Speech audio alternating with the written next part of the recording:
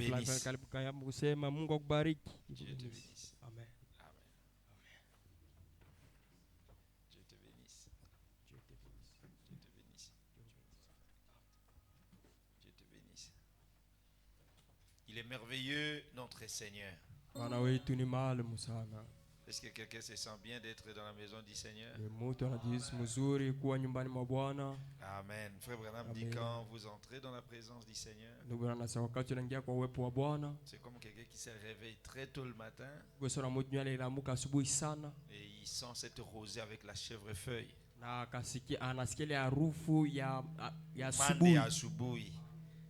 Mande ya asubuhi. Que Dieu bénisse Frère Jack. Nous allons nous laver pour commencer notre adoration. 303 cantiques inspirés. Écoutez au ciel et tout ce qu'il y a.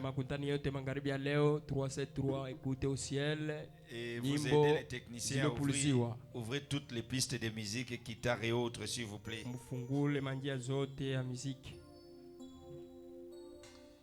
Il est merveilleux, notre Seigneur. Et il mérite notre adoration. Écoutez au ciel et tout ce que... S'il vous plaît. Combien Jésus-Christ est riche à bonté et terre des hommes et bétail des champs. Oh, louez-les car il est bon.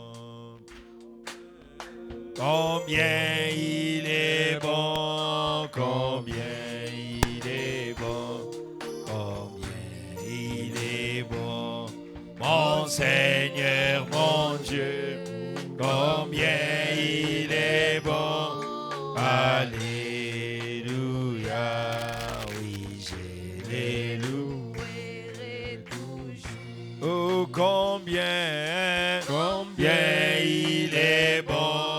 Combien il est bon, combien il est bon, mon Seigneur, mon Dieu, combien il est bon, alléluia, oui, je l'ai loué toujours. Il nous a créés pour la vie. Avons péché et avons tout perdu, mais dans sa bonté, il s'est décidé.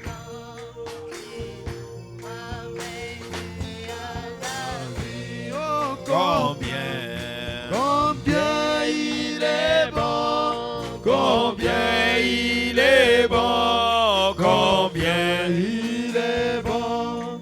Mon Seigneur, mon Dieu, combien il est bon, alléluia, oui, je le louerai toujours. Et comme un agneau, il vint ici-bas et versa son sang pour nous racheter. Depuis ce jour-là, nous pouvons crier au mort où est ton qui oh, combien il est bon, combien il est bon, combien il est bon, mon Seigneur, mon Dieu.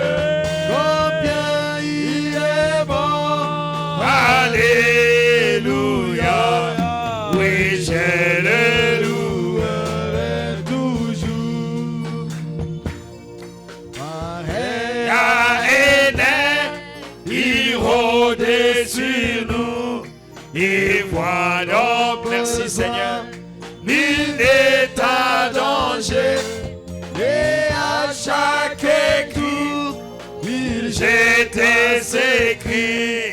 Ne crains rien car je suis là. Oh, combien il est bon, combien il est bon, combien il est bon, mon Seigneur.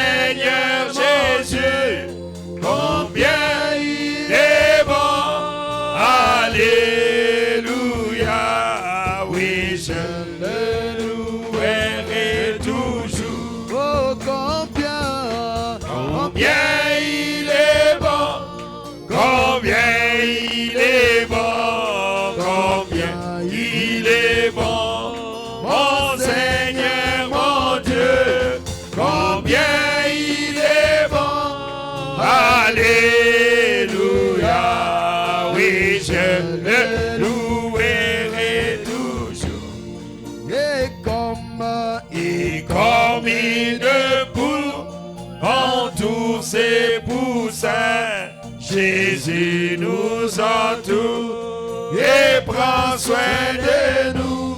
Tout viendra l'orage. Merci Jésus. Il saura calmer. Oui, nous sommes plus qu'en sécurité. Combien il est bon, combien il est bon, combien il est bon, mon Seigneur, mon Dieu, combien il est bon, alléluia, oui, je le louerai toujours, j'ai loué, j'adore mon Seigneur Jésus, pour tout ce qu'il ne cesse de faire pour moi. Oh, j'ai pris compter ses nombreux bienfaits. Oh, combien je veux l'adorer. Combien il est bon, combien il est bon, combien il est bon, mon Seigneur, mon Dieu, combien il est bon, alléluia, oui, je le louerai toujours. Chacun de nous va prier le Seigneur, prions le Seigneur. Préparons-nous pour écouter sa sainte et glorieuse parole. Approche-toi du grand roi. Il a dit demandez et l'on vous donnera. Cherchez et vous trouverez. Il a dit les cieux et la terre passeront, mais sa parole demeurera éternellement. Prions le Seigneur. Parle à Jésus. Sa main n'est pas courte pour sauver, ni son oreille dure pour entendre.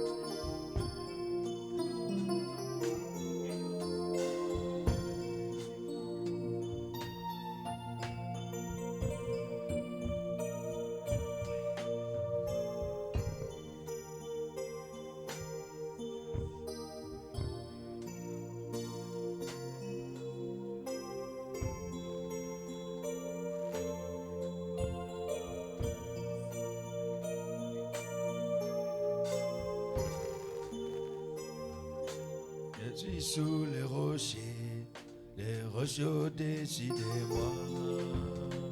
Seigneur, cachez-moi, je suis sous le rocher. Allez dire à mes ennemis, je suis sous le rocher. Jéhovah, cachez-moi, je suis sous le rocher. Iminico, niko chini ya mwamba, mwamba juu yangu. Yesu nivike, niko chini ya mwamba. Ambia adui zangu, niko chini ya mwamba. Yesu nivike, niko chini ya mwamba. Niko chini. Est-ce qu'on peut chanter avec nos mains? Mwamba juu yangu. Yesu nivike, niko chini ya mwamba. Ambia adui zangu, niko chini ya mwamba. Yesu nivike, niko chini ya mwamba. Je suis sous le rocher décidez-moi. Jéhovah cachez-moi, je suis sous le rocher. Allez dire à mes ennemis, je suis sous le rocher. Jésus, cachez-moi, je suis sous le rocher. Je suis sous le rocher décidez-moi. Jéhovah, cachez-moi, je suis sous le rocher. Allez dire à mes ennemis, je suis sous le rocher. Jésus, cachez-moi, je suis sous le rocher. Nous t'acclamons, Seigneur. Nous te bénissons, Père. Que ton nom soit béni à jamais, Père. Merci pour ce merveilleux moment, Père. Que nous soyons venus pour écouter ta parole. Que tu sois béni, que tu sois glorifié, que tu sois élevé, que tu sois acclamé, que tu sois béni au siècle des siècles. Alléluia! Alléluia! Père, nous nous abandonnons entièrement entre tes saintes mains. Nous abandonnons l'adoration, les chants des Sion, les frères et sœurs, ton peuple qui est déjà là. Que chacun de nous soit béni et béni et béni de l'Éternel. Apprête les pas de ceux qui sont en route. Bénis ceux qui suivent le culte en ligne. Bénis ton serviteur par qui tu vas nous parler. Remplis chacun de nous de feu et de l'Esprit de Dieu. Seigneur bien-aimé, pour ta gloire, je mets dehors la lourdeur, la froideur, les envoûtements, les effets de la sorcellerie. Prions au nom de Jésus-Christ que le Saint-Esprit seul se meuve dans la salle du début à la fin. Nous mettons dehors les pensées vulgaires, les fatigues de la journée, les soucis de la vie, les passions de la chair. Nous les mettons dehors au nom de Jésus-Christ. Que toi-même tu viennes t'adorer en nous, ton esprit se fasse adorer en nous, que Jésus-Christ, le Dieu puissant, le Dieu de William Marion Branham, puisse descendre ce soir, se faire adorer et être adoré au travers de la chair humaine. Nous t'acclamons, Seigneur, nous te bénissons, Père, nous te glorifions, nous disons béni soit le nom du Seigneur. C'est entre tes saintes et glorieuses mains, nous avons abandonné cette soirée d'adoration, de prière et d'écoute de la parole entre tes saintes et glorieuses mains. Au nom de Jésus-Christ. Amen. Je vais attendre un amen vivant là-bas. Béni soit le nom du Seigneur. Nous allons louer le Seigneur avant de passer à l'écoute de la parole. Toi qui es venu, que Dieu te bénisse. Amen. Amen. Parce que la Bible dit, qu'est-ce qui me séparera de l'amour de Dieu? Je veux dire ce soir, serait-ce la pluie? Serait-ce le problème? Oh, j'ai des cadavres devant moi là.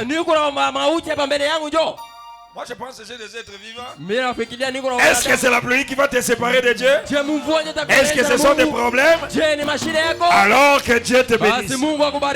Louons le Seigneur. Que le Seigneur bénisse. Waliokombolewa waimba juu wakisujudu mbele zake Bwana. huzuni na taabu za dunia, wanaonelea wote. Wanamwimbia Mwana-Kondoo aliyekufa sasa yuhai, ameyashinda mauti. Wanashika vinubi mikononi, wakiimba wimbo wa Mwana-Kondoo na Musa mtumishi wake Mungu, wakifurahia kushinda kwake. Wanamwimbia Mwana-Kondoo aliyekufa yuhai, ameyashinda mauti. Wanamwimbia Mwana-Kondoo aliyekufa yuhai, ameyashinda mauti. Wasiopenda kumusujudia katika dunia hii ya sasa, hawataonekana mbele yake, watateketea motoni kweli. Wakamwimbia Mwana-Kondoo aliyekufa sasa yuhai, ameyashinda mauti. Wanamwimbia Mwana-Kondoo aliyekufa sasa yuhai, ameyashinda mauti. Muda unabaki mfupi, tujitayarisheni ndugu sasa. Bwana japo tuwepo tayari, tutaimba naye kule mbinguni. Muda unabaki ni mfupi sana, tujitayarisheni ndugu sasa. Bwana japo tuwepo tayari, tutaimba naye kule mbinguni. Wanamwimbia aliyekufa sasa yuhai, ameyashinda mauti. Wanamwimbia aliyekufa sasa yuhai, ameyashinda mulolo.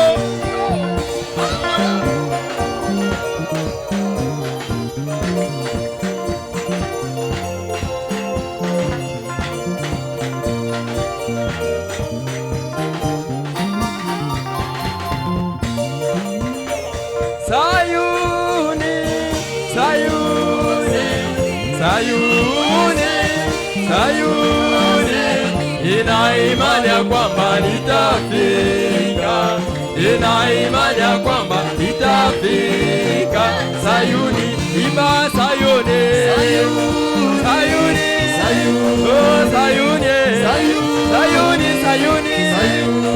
Sayuni, ina imani ya kwamba nitafika, ina imani ya kwamba nitafika. Sayuni, Mwokozi, Yesu Kristo, Mwokozi, nina imani ya kwamba nitamwona, nina imani ya kwamba nitamwona Mwokozi. Milele,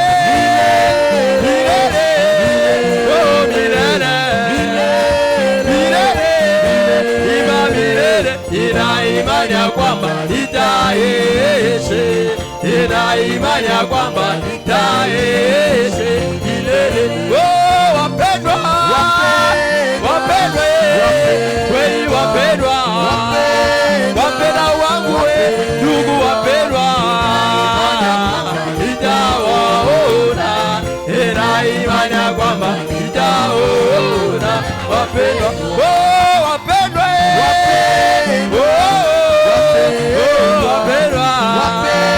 wapendwa, wapendwa, kwamba nitaona, nina imani ya kwamba nitaona. Poussons les cris de joie au nom du Seigneur Jésus-Christ.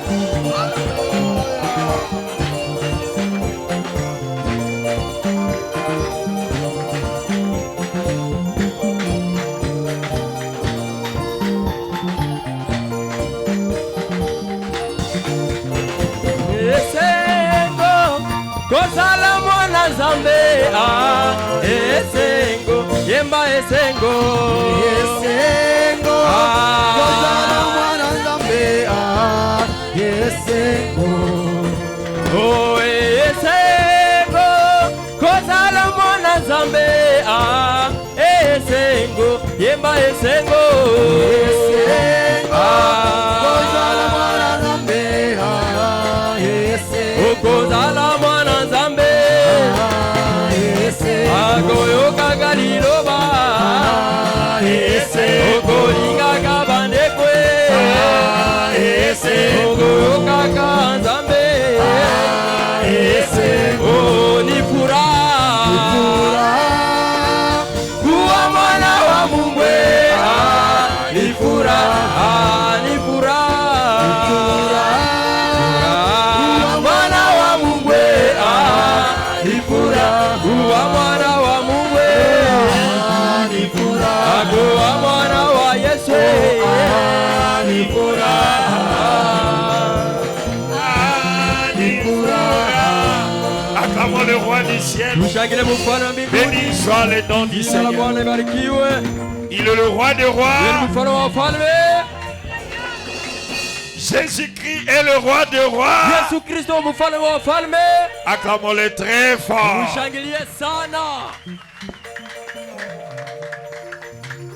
Nous lui remercions infiniment pour sa grâce, pour sa miséricorde. Sans Jésus, nous ne sommes rien. Amen. Jésus, le maître de l'infaillibilité, le plus beau d'entre 10 000. Amen. Un seul mot venant de Jésus, ça peut tout changer. Il est merveilleux.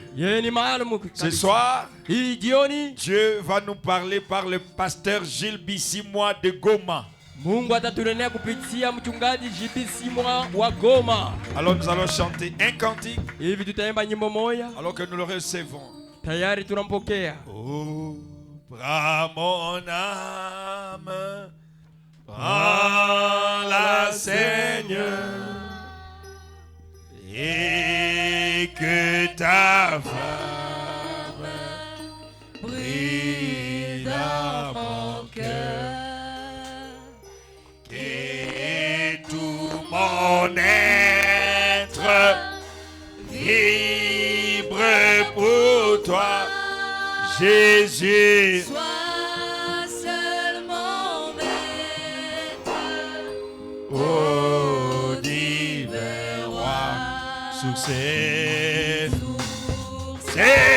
de vie et d'épée d'amour, fais partie la nuit et jour, oh, en ta main pleine, sois mon soutien, Jésus. Ma crainte, toi mon Seigneur,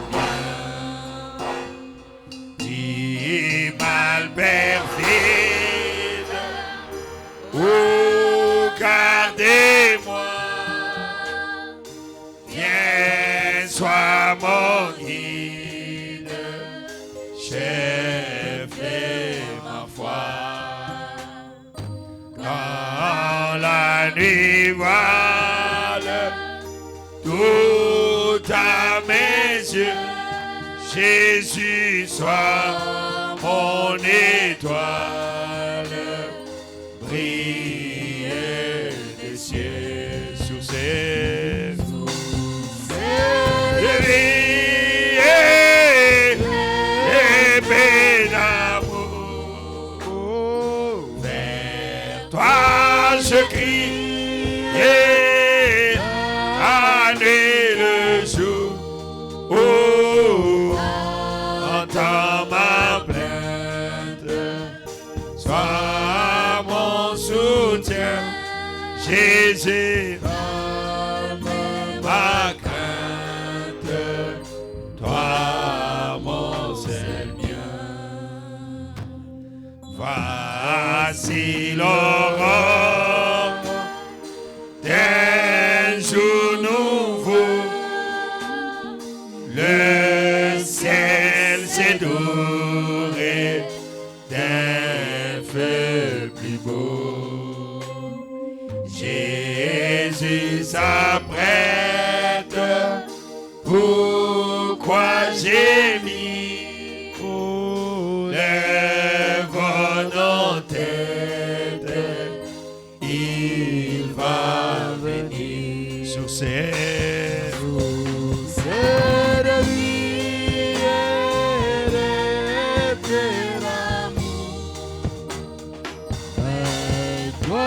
j'ai crié la nuit le jour. Oh, entends ma plainte, sois mon soutien.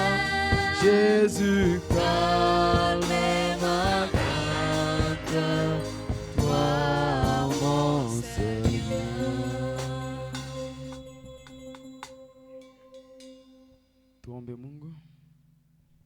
Éternel Dieu des armées, Milele Bwana wa majeshi, ton nom est le Seigneur Jésus-Christ. jina lako ni Bwana Yesu Kristo.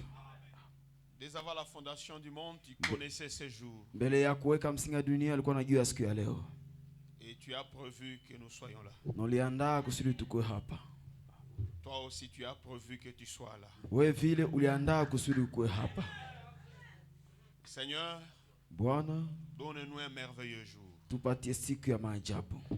Parle à nos cœurs. Sema kwa mioyo yetu. Guéris nos âmes. Uponyeshe nafsi zetu. Délivre-nous. Utukomboe sisi. Conduis-nous, Seigneur. Utuongoze Bwana. L'homme peut prêcher, Mtu anaweza hubiri, mais pour confirmer la prédication, c'est toi. lakini kwa kujili ya kuthibitisha mahubiri ni wewe. J'ai besoin de ta présence ici, Tunahitaji uwepo wako hapa. afin que la gloire de Dieu puisse éclater Utusudi utukufu wa Mungu uripuke hapa.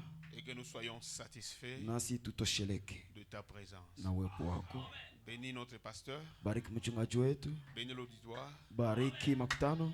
bénis la parole que nous allons lire, Bariki neno ambalo tutasoma. que toutes choses soient conduites par toi, Seigneur, Kila kitu ongozwe na wewe Bwana. dans le précieux nom de Jésus-Christ. Ndani ya jina la damani la Bwana wetu Yesu Kristo. Amen. Amina. Que Dieu vous bénisse. Mungu awabariki. Le pasteur m'a déjà présenté. Mchungaji asha taja jina langu tayari. C'est un ami, Yeye iko rafiki, un homme bien. mtu wa mzuri. Et je le remercie de m'avoir accueilli du haut de sa chair. Namshukuru wa kunikaribisha juu ya mimbara yake. Plusieurs parmi vous ne me connaissent pas. Wengi katikati yenu hawanijui. Je suis votre frère. Mimi niko ndugu yenu. N'eût été cela le passé, on ne m'approcherait pas. Isingelikuwa ni ile mchungaji wenu hangenikaribisha. Que Dieu vous bénisse. Hiyo Mungu awabariki. Ok, nous allons lire dans Luc chapitre 1er. Tutasoma ndani ya Luka sura ya kwanza. Frère, j'ai donné 17 mais c'est 26. Ni pana 17 lakini ni 26 kule. Ok, nous allons lire 26 jusqu'à Tutasoma 26 mpaka 35. mpaka 35. Voilà. Lisons attentivement, c'est là que je vais tirer ma leçon. Tusome kwa makini, ni pale ndio tosha somo langu. Je ne suis pas tout feu tout flamme comme votre pasteur. Siko mtu wa moto sana kama vile mchungaji wenu. J'aime expliquer. Mimi napenda kufasiria. Alors j'aimerais vraiment avoir besoin de votre attention. Napenda kabisa munifuate na makini sana. Amen. Amina. D'accord. Au 6e mois, l'ange Gabriel, je vais lire seul. Hein. Au 6e mois, l'ange Gabriel fut envoyé par Dieu dans une ville de Galilée appelée Nazareth, auprès d'une vierge fiancée à un homme de la maison de David. nommé Joseph. Le nom de la Vierge était Marie. L'ange entra chez elle et dit, je te salue, toi à qui une grâce a été faite. Le Seigneur est avec toi. Amen. Troublée par cette parole, Marie se demandait ce que pouvait signifier une telle salutation. L'ange lui dit, ne crains point, Marie, car tu as trouvé grâce devant Dieu. Et voici, tu deviendras enceinte, et tu enfanteras un fils, et tu lui donneras le nom de Jésus. Il sera grand, et sera appelé fils du Très-Haut. Et le Seigneur, Dieu, lui donnera le trône de David et son père. Il y régnera sur la maison de Jacob éternellement, et son règne n'aura point de fin. Maintenant, c'est là que je tire ma leçon 34. Marie dit à l'ange, comment cela se fera-t-il, puisque je ne connais point d'homme? L'ange lui répondit. C'est qu'il donne la formule de comment l'enfant va naître. Le Saint-Esprit viendra sur toi. Ça va? Le Saint-Esprit va venir sur toi. C'est que l'onction viendra sur toi. Voilà. Et la puissance du Très-Haut te couvrira de son ombre. C'est que tu seras dans la présence de Dieu. C'est pourquoi le Saint-Enfant qui naîtra de toi sera appelé fils de Dieu. C'est la raison pour laquelle Jésus doit être appelé fils de Dieu. Il y a deux raisons. D'abord, le Saint-Esprit sera sur toi. Et après, la présence de Dieu te couvrira de son ombre. Si on enlève les deux choses là, on n'est pas fils de Dieu. Que Dieu bénisse sa parole. Vous pouvez vous asseoir. Mwezi wa 6, malaika Gabrieli alitumwa na Mungu kwa mji wa Galilaya ulioitwa Nazareti, kwa bikira aliyepatana kuwa mke wa mtu aliyeitwa Yosefu wa nyumba ya Daudi, na jina ya yule bikira lilikuwa Maria. Est-ce que vous pouvez seulement lire 35 jusqu'à 36 pour que je gagne mon temps? D'accord. 35 hadi 36. Malaika akamjibu akamwambia, Roho Mtakatifu atakuja juu yako, na nguvu zake Mungu aliye juu zitakutulia kivuli, kwani kile kitu ambacho kitazaliwa nawe kitaitwa kitakatifu, mwana wa Mungu. Amina. Amen. L'ange de Dieu, c'est ça mon sujet. Malaika wa Mungu, hiyo ndio somo langu. C'est moi qui ai appelé le pasteur Médard. mchungaji Médard. C'est pas lui qui m'a dit viens prêcher. Ce n'est pas dans mes habitudes de demander la chair. Mais je me suis dit, si c'est Dieu, il va accepter. Et il n'a pas hésité. Et j'ai compris que Dieu était dedans. Et je prêche seulement aujourd'hui. Merci pour la chair pasteur. C'est beaucoup. Pour moi, ça suffit. Alors, Frère Branham dit ceci. Dans Dieu, dans son peuple. Au paragraphe 31. Suivez-moi très bien. Les dons et les appels sont sans repentance. L'ange est apparu à Moïse et lui a dit à Zacharie et aux autres, ces choses sont réelles. Maintenant, par exemple, pour redresser une chose, juste pour un instant, je vais commencer la ligne de prière dans les 5 ou 6 prochaines minutes. Certains disent qu'après que le Saint-Esprit est venu, c'est lui qui conduit l'église. Vous êtes là? Qu'il n'y a pas d'anges qui apparaissent après le commencement de l'église. C'est qu'ils disent comme le Saint-Esprit est venu. C'est lui qui conduit l'église. Les histoires des anges à côté. Faut madame dire, mais je sais que je parle à un groupe de saints. Il y a quelques mois, quelqu'un m'a parlé 10 ans. Frère Branham, Ndugu Branham, je vous apprécie en tant qu'un homme. mimi nakufurahia kama vile mtu, Mais votre enseignement au sujet d'un ange qui vient à vous, lakini mafundisho yao kuhusu malaika mwanakukujiaka wewe, c'est une erreur. ile mafundisho ni kosa. Il a dit, Akasema car nous n'avons pas besoin d'anges maintenant. kwa sababu hizi siku hatuhitaji tena wa malaika. Et il a dit, Na akasema le Saint-Esprit est là. Roho Mtakatifu iko hapa. C'est que cet homme-là voulait dire, Ule mtu atafuta asema comme le Saint-Esprit est là, hizi Roho Mtakatifu iko hapa, ça suffit. ile natosha. Mais toi, frère Branham, Ija ndugu Branham, tu parles d'un ange qui t'apparaît. unazungumzia kuhusu malaika mwanakuonekana anakutokeaka. Mais le Saint-Esprit est là. Si Roho Mtakatifu iko hapa, Ça suffit. ile natosha. Branham dit, Branham anasema, il a dit, après la venue du Saint-Esprit, asema kisha kuja Roho Mtakatifu, les anges sont partis. malaika washakaenda. Ça, Hii c'est faux. iko bongo. Amina.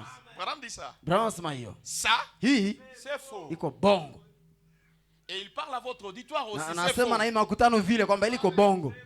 Combien croient que Philippe avait le Saint-Esprit? Wangapi wanaamini kwamba Filipo alikuwa na Roho Mtakatifu? Amen. Et moi, je peux poser la question, combien croient que Médard a le Na mimi Saint-Esprit? nitauliza wangapi wanaamini kwamba Medari alikuwa na Roho Mtakatifu? Faites voir vos mains. Muonyeshe mikono yenu. Amina. Bien. Vema. Qui était-ce? Ilikuwa nini? Celui qui le toucha Ule malimugusa et lui dit d'aller au désert de Gaza. na kumwambia aende ndani ya jangwa ya Gaza. Quand il tenait un réveil en Samarie, Wakati alikuwa na uamsho kule Samaria. on dit l'ange du Ibrahim Seigneur. asani malaika wa Bwana ndio alimugusaka. Haleluya. Et il pose la question, est-ce juste? Anauliza swali, je, ni kweli? C'est que le Saint-Esprit Nikusema Roho Mtakatifu dans notre âme ndani ya nafsi yetu ne suffit pas. haitoshe.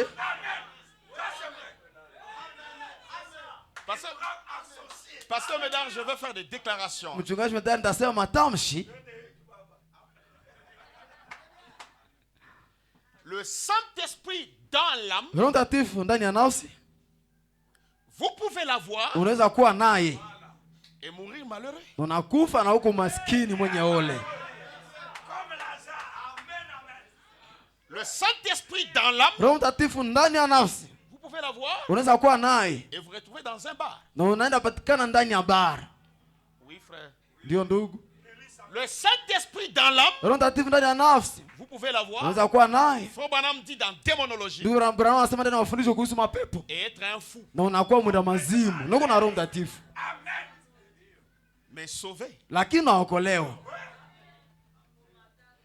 Le Saint-Esprit dans l'âme, Roho Mtakatifu ndani ya nafsi vous pouvez l'avoir unaweza kuwa naye et ne pas venir à l'église. na haukie tena ukanisa. Unakosa kuwa ukanisa. Alors, pourquoi Hivi kwa nini l'église s'appelle? kanisa inaitwa? Pourquoi El Shaddai? Kwa nini El Shaddai? Dieu nous oblige d'avoir le Saint-Esprit Mungu anatusurutisha tupate kuwa na Roho Mtakatifu. sans lequel nous ne les verrons pas. Bila ile Roho Mtakatifu hatutamwona Mungu. Mais Lakini au-delà du Saint-Esprit, ngambo ya Roho Mtakatifu il oblige qui est l'ange. anasurutisha malaika akwe pale.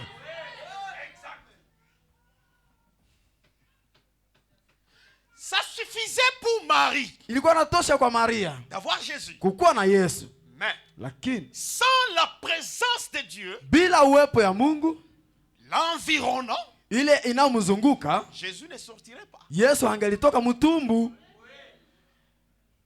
D'ailleurs, Kwanza l'ange malaika est allé dire à Joseph, alienda ambia Yosefu, l'enfant qui est là ule mtoto mweko mwele tumbu est saint. iko mtakatifu, Ne touche pas Marie usiguse Maria jusqu'à ce que cet enfant naîtra. mpaka ule mtoto azaliwe. C'est-à-dire, Ni kusema si l'ange n'avait pas parlé à Joseph, kama malaika angelisemaka na Yosefu, la fuite humaine entrerait. uchafu ya kibinadamu ingeliingia Donc pale. Jésus Ijapo Yesu était la plénitude de la parole alikuwa utimilifu wa neno dans le ventre de Marie. ndani ya tumbo ya Maria, Mais lakini sa présence uwepo yake ne pouvait pas empêcher que Joseph suive Marie haingelizuiza Yosefu achafue Maria jusqu'à ce que mpaka l'ange soit là. malaika akwe pale. Vous pouvez avoir la parole Unaweza kuwa na neno en plénitude, yako ndani ya utimilifu, mais si l'ange n'intervient pas, lakini kama malaika aingie ndani ya le kazi, monde fuyera le corps ulimwengu dans lequel la utachafua, parole se trouve. ulimwengu utachafua mwili ambao nani uko mule ndani.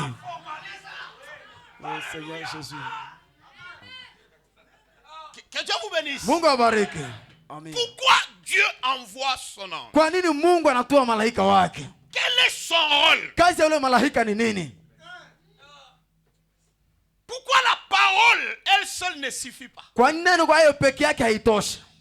Pourquoi Dieu, après avoir donné sa parole, il l'a fait accompagner par un ange? Kwa nini Mungu baada ya kutuma neno lake akakishindikiza na malaika?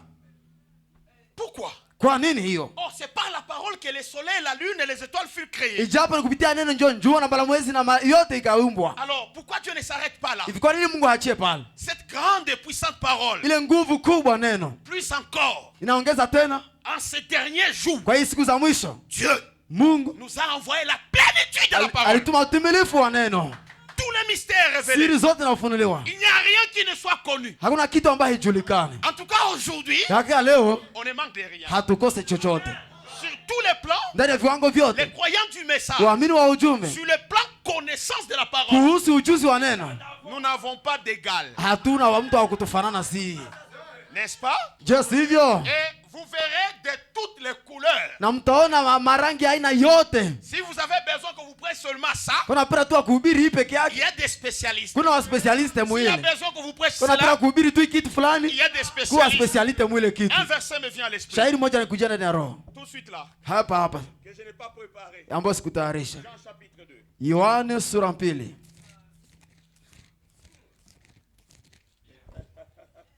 Que Dieu vous bénisse. Hein? Mungu abariki. Merci pour la chair, pasteur. Asante kwa ajili ya madhabahu mchungaji.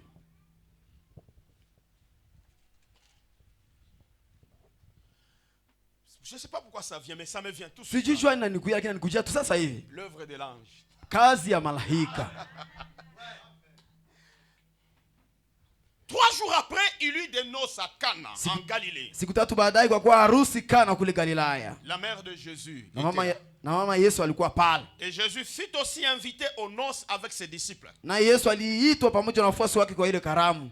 Le vin ayant manqué, Mvinyo ilipokwisha, la mère de Jésus lui dit, mama Yesu akamwambia, ils n'ont plus de vin. habana tena mvinyo. Jésus lui répondit, femme, Yesu akamjibia, mwanamke, qu'y a-t-il entre moi et toi? kitu gani juu katikati yangu na wewe? Mon heure n'est pas encore venue. Wakati wangu haujafika bado. Quelle heure? Saa gani? C'est l'heure Ni wakati de mettre le vin en place. ya kutia divai pale, Ce qui n'était pas prévu en ce temps-là. ambayo ilikuwa hatarishi kwa ile wakati. Qu'on ait la stimulation. Kuna kukusudi, hakuna msisimuko, Qu'on ait la présence de l'ange. bakuwa na uwepo wa malaika. Il y a l'eau partout. Kuna maji mahali pote, La parole. neno. Alléluia. Haleluya. Mais le vin manque. Lakini mvinyo nakosa. Et Jésus dit à sa mère, Na Yesu anambia mama yake, je vais te montrer comment ça arrive. ndakuonyesha gisi ile nakujaka. Qu'on remplisse d'eau les vases. Wajaze ile vyombo, waijaze na maji. La Bible est précise. Biblia inasema wazi, On apporta 6 vases. waleta vyombo 6. Faut pas dire? Biblia inasema 6, 6 c'est le chiffre de l'homme. ni hesabu ya mwanadamu. Et Jésus Na Yesu a imposé aliusurutisha qu'on remplisse d'eau ces vases. wajaze maji vile vyombo. Mystère après mystère. Siri baada ya siri, Enseignement après enseignement. mafundisho baada ya mafundisho. Ce Lakini n'était pas encore ça. ilikuwa hii hakuwa ile, Il fallait une touche spéciale. iliomba kiguso ya kipekee. Les gens n'avaient pas besoin d'eau. Batu walikuwa wanahitaji maji, Les gens avaient besoin du vin. batu walikuwa wanahitaji mvinyo, Mais le vin lakini mvinyo viendrait seulement après que l'eau soit remplie. itatokana tu kisha maji kujazwa ndani ya Est-ce que vous vyombo. êtes là? Je, mko hapo? Maintenant, après qu'on ait rempli Sasa, d'eau les vases, Kisha kujaza vyombo na maji, les gens étaient maintenant batu contents. sasa walifurahi. Quand ils ont goûté, Wakati walipoonja, il eut la stimulation. wakakuwa na msisimuko. La fête ne peut pas avoir lieu Karamu haizi fanyika s'il n'y a pas la kama stimulation, hakuna ile ya kuchangamusha, l'onction, ile upako, la présence de l'ange. uwepo wa malaika.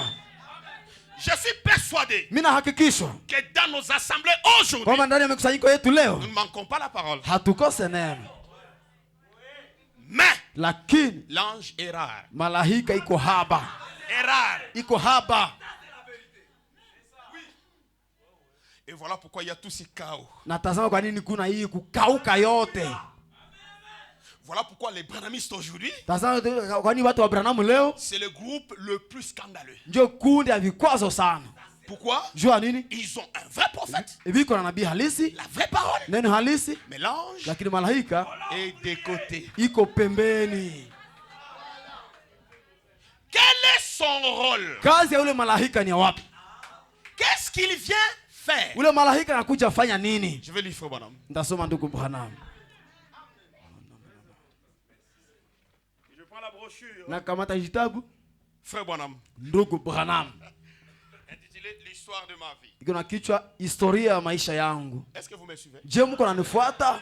Vous avez une merveilleuse église pasteur. Na kanisa maajabu mchungaji. Merci. Asante. À la page 18. Kukarasa wake 18. Vous connaissez l'histoire. Unajua historia. Suivez Frère Branham. Passez gloire Dieu vous bénisse. Mfate ndugu Branham, pase gloire Mungu akubariki. Je commence au milieu, on dit. Mnaanza katikati. Donc cette jeune fille, Sasa kusema ule msichana, quand je l'ai regardée, wakati nilimtazama, ça m'a fendu le cœur. ilinipasua moyo. C'est bien simple. Je me suis dit, Ni rahisi, nikasema, la pauvre petite. basi huyu msichana mbaskini. Elle a dit, oh, tu veux une cigarette, Billy? Akasema, "Oh, unahitaji tumbako sigarete Billy?" J'ai dit, non, mademoiselle. Nikasema, "Hapana msichana." J'ai dit, je ne fume pas. Nikasema, "Mimi sivutaki." La foi là ne fume pas. Elle est venue de qui, pasteur? Ile imani kutokuvuta ilitokana na nani bwana? Mchungaji? C'est Dieu. Ilitokana na malaika. La parole. Neno, Ne fume pas. usivute. On lui donne l'ordre. Wanampatia agizo. Mais savez-vous que, Lakini je, mnajua kwamba malgré que Dieu lui avait dit ça, haizuru Mungu alimwambia ile. Branham était prêt à fumer. Branham alikuwa tayari kuvuta. L'écriture sort, Andiko natoka, mais ça ne suffit pas pour les protéger. lakini haitoshi kwa ajili ya kumkinga. Écoutez. Sikiliza.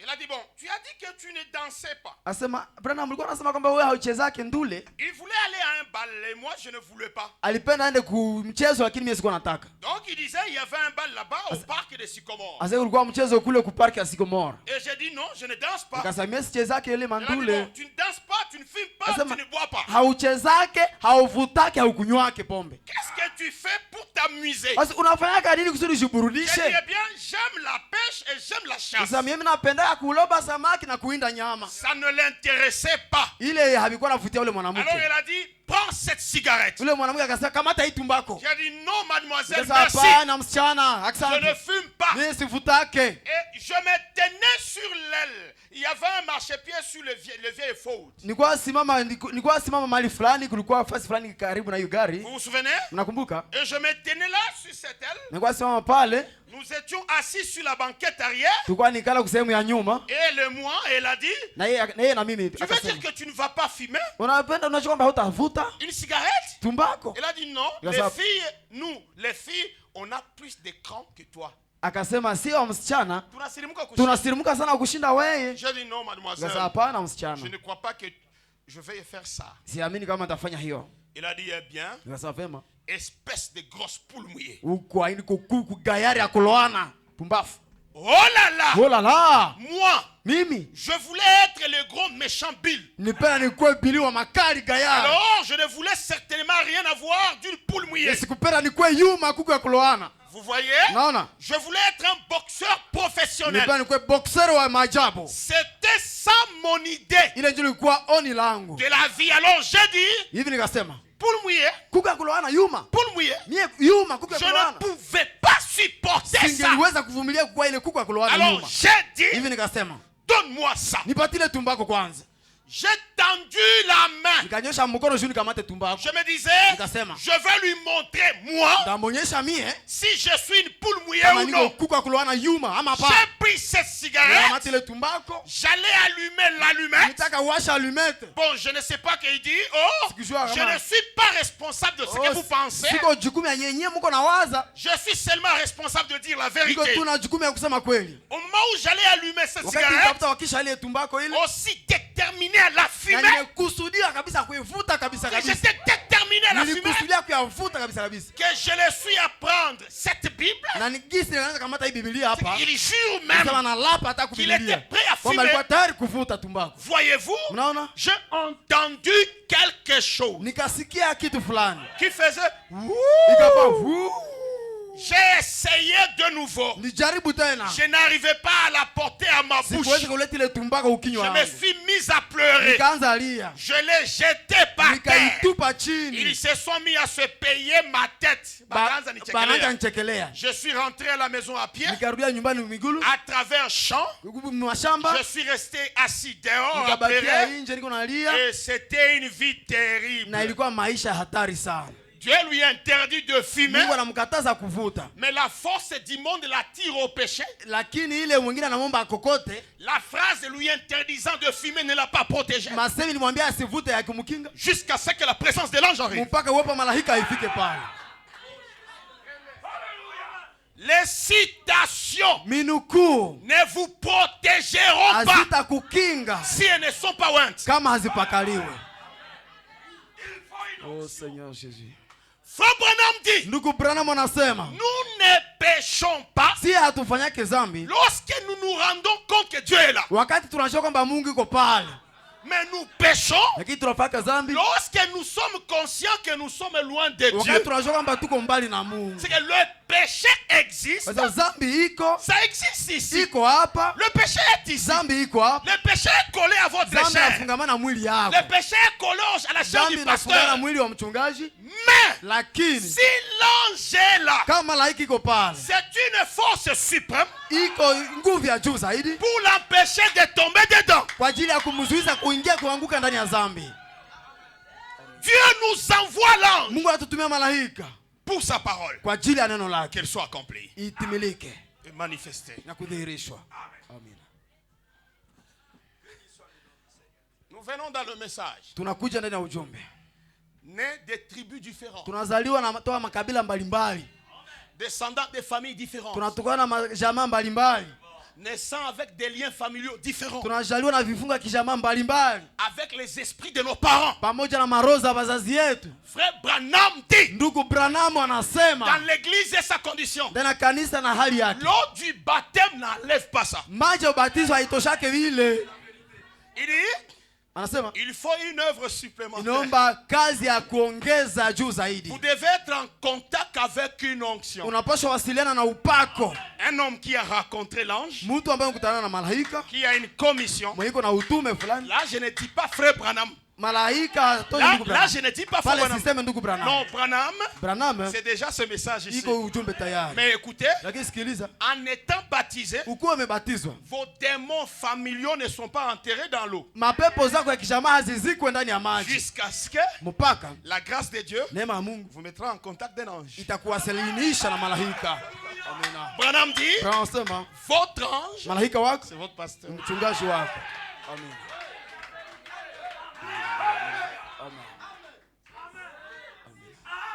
Est-ce qu'il y a quelqu'un qui répond? Ndio, je kwa mtu anakatala hii? Hapana. Haleluya. Hakuna. Haleluya. Je ne le dis pas pour que les frères Médard soient contents. Si aseme juu ndugu medari afurahi. Hapana. Je ne suis pas quelqu'un de flatteur. C'est pas Siko ma mtu vie, ça. ya kupendeza watu hapana. Mais écoutez, Lakini sikiliza. Amina. si Dieu n'est pas content avec vous, Kama Mungu hakufurahia wewe, il peut vous laisser croire le message, anaweza kuacha uamini ujumbe. mais vous éloigner d'un homme qui a rencontré Dieu. Lakini anakutenga mbali na mtu mwenye amekutana na Mungu. Amina. Parce qu'il sait Kwa sababu anajua qu'il y a d'autres bénédictions kwamba kuna zengine baraka que vous atteindrez zenye zitakufikia, obligatoirement en étant en contact avec une vraie onction. zitakufikia upendo usipopenda, kwa tunakuwa karibu na upako halisi. Et vous verrez, Na utaona vous avez passé des années ailleurs, ulipitiza miaka fasi nyingine, rien n'a eu lieu, hakuna kitu ambacho ulifika, jusqu'à ce que mpaka vous serez en contact de la personne qui a l'onction de votre sémence. utawasiliana na mtu mwenye na upako ya mbegu yako. Amana, amana, amana, amana. Haleluya. Hakuna. Merci Seigneur. Haleluya. C'est ainsi que Frère Branham dit, Ni vile ndio ndugu Branham vous anasema, serez bénis utabarikiwa en écoutant la parole wakati tunasikiliza et en neno croyant à l'homme qui la prêche. na ukiamini mtu mwenye anaihubiri. Mana, mana, mana, mana. Faites attention, Fanya angalisho, l'onction upako est au-delà de l'écriture. iko juu sana maandiko. Haleluya. Nina. Ceux qui étaient des anges de Jean, Ile ambao wale ambao walikuwa wa malaika wa watu, wale ambao wa malaika wa watu étaient capables, walikuwa na uwezo avec l'onction, pamoja na upako. vous êtes là, Uko hapa de changer la forme des écritures. kubadilisha umbo ya maandiko. Haleluya. Que Dieu vous bénisse. Mungu awabariki kabisa. Une malédiction peut être prononcée ici. Laana fulani zetamko hapa, Elle te colle là-bas. Mais quand tu arrives dans cette présence ici, cette onction enlève la malédiction là-bas. Alléluia.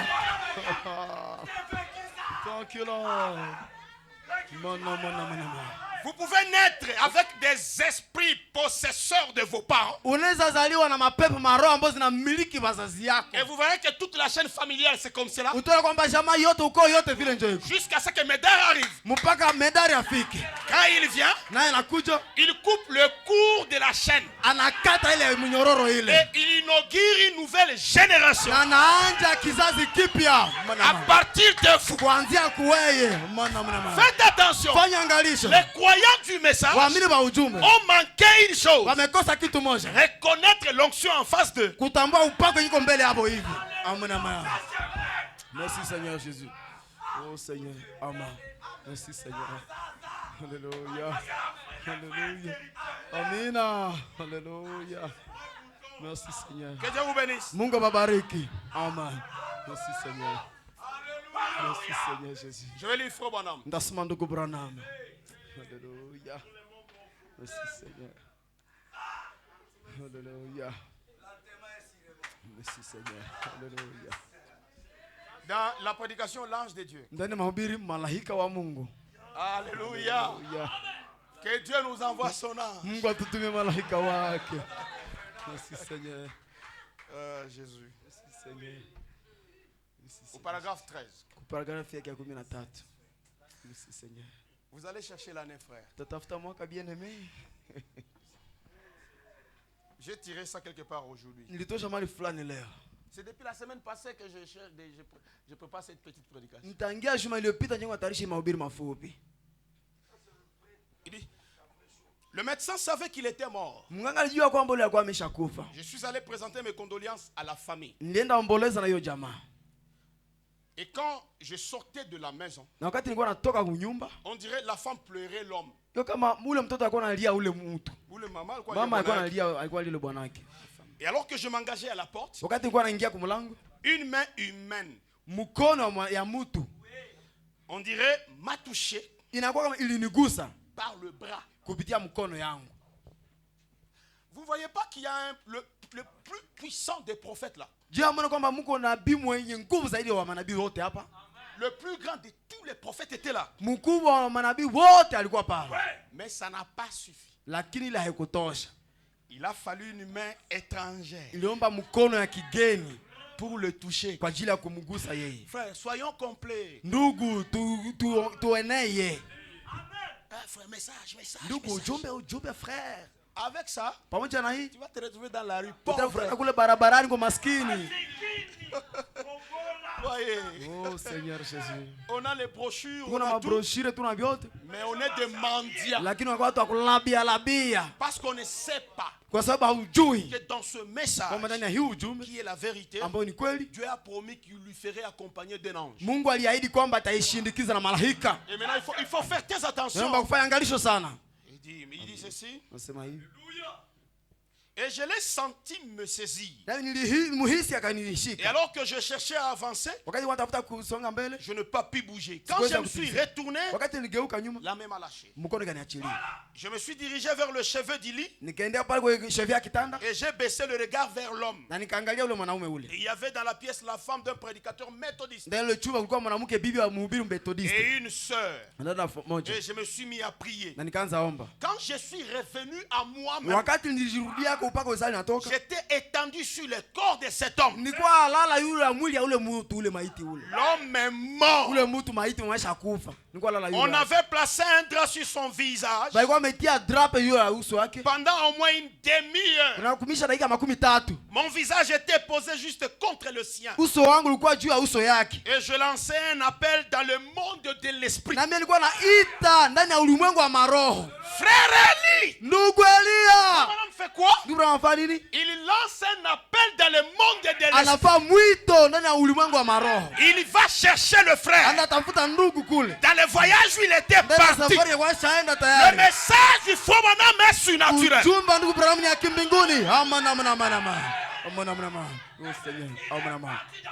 Oui, frère. Ndio ndugu. Le message du frère Branham Ujumbe ndugu Branham est ni ya surnaturel. kiungu kia kimbinguni. Et dit, Anasema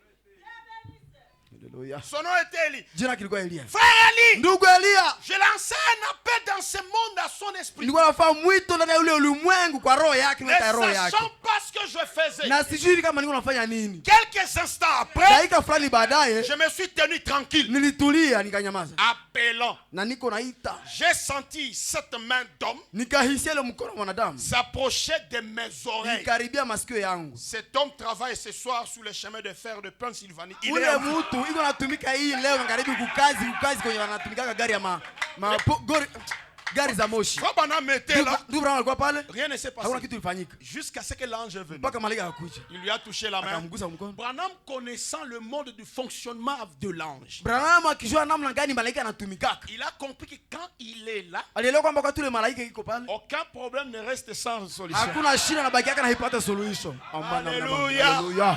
Aucun problème. Hakuna hata shida moja. Amen.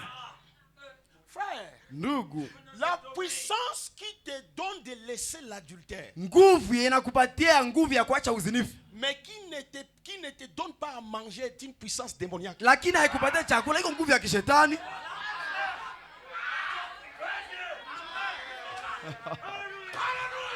Merci Seigneur. Comment tu peux être capable Namna gani unaweza kuwa na uwezo de laisser le monde, unaacha ulimwengu mais avec la même puissance, il lakini dort affamé. na ile nguvu nalala tena njala? Tu es un escroc, Uko mjanja, mwizi wa mayele, un aventurier. uko mwafanya mzaha, aventurier. Haleluya. Oh frère, Oh ndugu, vous ne savez pas hamujui que une puissance qui te détache du monde, kwamba nguvu ambayo inakutosha kwa ulimwengu c'est la même puissance qui a créé le ni soleil. ile nguvu iliumbaka jua. Le soleil Ile jua est naturel. ni ya kimaumbili. Comment tu as une puissance Namna gani kuna nguvu qui t'accorde des choses invisibles, inakupatia vitu vyenye havionekanake, mais lorsqu'on entre dans les visibles, lakini wakati unaingia vile vya la kuonekana, puissance ne fonctionne pas. nguvu haitumiki. C'est un esprit religieux Ni roho ya kidini ndio uko nayo qui t'amène à la perdition ambayo inakupeleka kuupotevu, afin que tu aies peur de l'enfer. kusudi uogope njoo kuzimu. Ce soir, Hii magharibi je vais te dire une chose. nakwambia kitu moja, Le message ujumbe suffit inatosha pour aller au ciel, kwa ajili ya kwenda mbinguni, pour te donner un kwa ange ajili ya kupatia malaika qui te nourrira chaque jour. ambaye atakulisha kila siku. Amen, amen, amen, amen, amen. Amen, amen, amen. Amen, amen, amen. Merci Seigneur Jésus. Alléluia. Haleluya.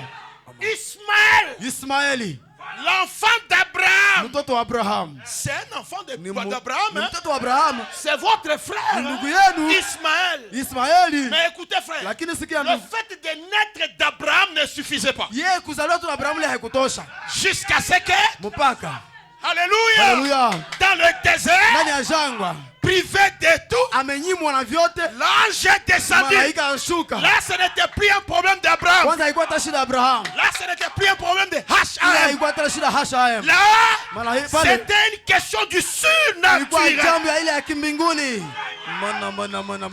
Sinon, Kama sivyo il mourrait étant enfant d'Abraham. angelikufa na iko mtoto wa Abrahamu. Il y a plusieurs enfants de Kuna Branham watoto wengi wa Abrahamu leo qui meurent benye biko na kufa tout en étant des enfants de na Branham. iko watoto tu wa Abrahamu, Parce que kwa sababu l'ange n'accompagne pas. malaika hawashindikize.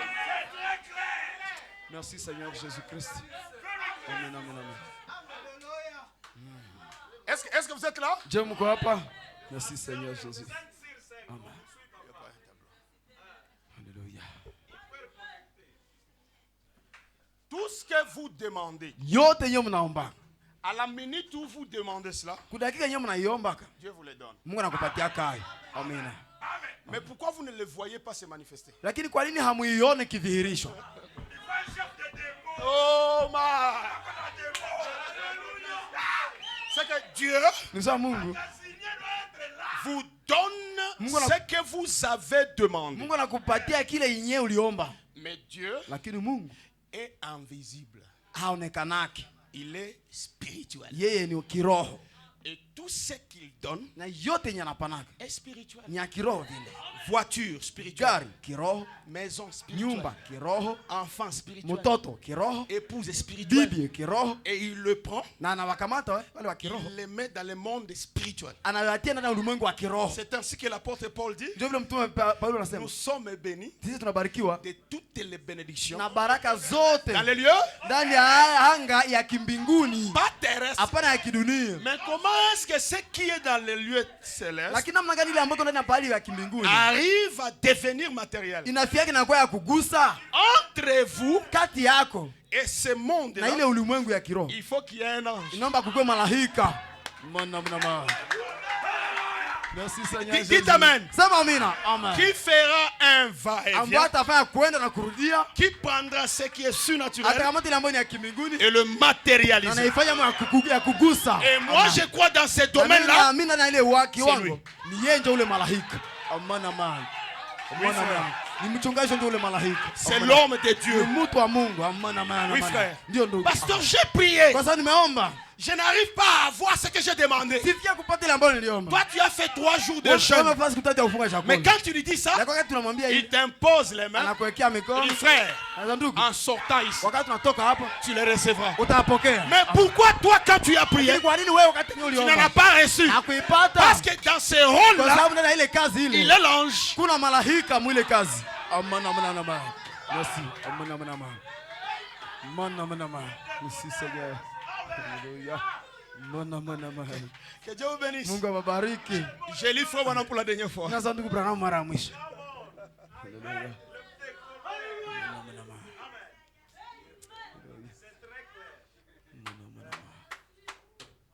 Oh, il faut qu'il vienne. Oh, inaomba akuye kabisa.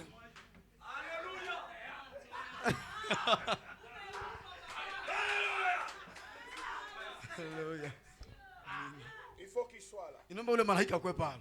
Et ces gens ici, hein, Na hapa watu hapa l'onction est permanente. upako na wakati kila wakati. Parce que Kwa sababu il agit selon la position. anatenda kufuatana na position msimamo. Il faut faire attention. Naomba fangalisha. C'est la position qu'il détient Ni msimamo yenyewe anakamata qui lui confère l'autorité. njenye inampatia kama mamlaka. En tout cas, Branhamiste, moi, batumisha Mungu ni batu ba terrible. Hein? Vraiment les serviteurs de Dieu ce sont les gens terribles. Je lis frère Branham. Mnasoma ndugu Branham. Et atuheshimia kwa frère. Atuheshimia tunakuwa tu vile tu passer benze tu Nous respectons pas ces frères, nous les prenons comme les pasteurs, nos collègues. Les dénominationnels maintenant, Watu wa madhehebu c'est le principe de l'ange, ils connaissent ça, hii shurti ya malaika wanaijua, mais ils n'ont pas la parole. lakini hawana neno. Ils n'ont pas la parole. Mais ils savent. Hein? Lakini wanajua. Ce que je vous dis ici, appliquez-le. Yaani kuna waambia hapa muitendeshe. Mutashangaza Beni. Vous allez étonner Beni. Amen. On a mvula. Parce que les gens pensent que la pluie est un obstacle. Mchungaji, watu wanaanza mvua ni kizuizo. La pluie n'est pas un obstacle, la pluie est une bénédiction. Mvua haiko kizuizo, mvua ni baraka. Tu ne viens pas à l'église pendant la pluie parce que tu es à pied. Haukuja kwa kanisa wakati ya mvua jungo unatembea miguu. C'est le manque de véhicules qui est un obstacle. Ni kukosa gari ile ndio kizuizo. Hapana mvua. Toi tu es là, oh non frère, mtu anaanza kwanza nyumba mbele ya gari, c'est écrit où? Tu peux avoir une maison, même pas un véhicule, inaandikiwa wapi? Il faut d'abord avoir une maison avant un véhicule. Namba kwanza pata nyumba mbele ya gari inaandikiwa wapi? C'est écrit où? Inaandikiwa wapi frère? C'est écrit où? Inaandikiwa wapi? C'est écrit où? Inaandikiwa wapi bien-aimé? Toi, tu as vu dans la Bible, là, tu as lu dans la Bible où on parle des maisons de David. Ushasoma ndani ya Biblia kwenye wanasemeka kuhusu nyumba za Daudi. Manyumba za David. Manyumba za On Daudi. a parlé de chevaux de Salomon. Walisema mafarasi za Salomon. Les chameaux de Salomon. Mangamia za Salomon. En ce temps-là, les chameaux sont des camions aujourd'hui. Hein. Wale wakati ngamia njo gari leo. On a compté le nombre de chevaux. Wamehesabu hesabu ya mangamia. Le nombre de chameaux. Mafarasi. Magari fulani. Usijitape hauna gari ungana miguu hauyakuwa fast. Ne te vante pas, tu n'as pas de véhicule, tu vas marcher à pied, hauyakuwa fasi fulani, tu es nulle part. Juste une petite voiture là. Gari ya kidogo tu kale. Quand on te voit arriver à la banque, tu passes le premier là. Sasa kwa unafia kubangi na gari yako unapita wa kwanza. Ndio. Ndio kweli kabisa.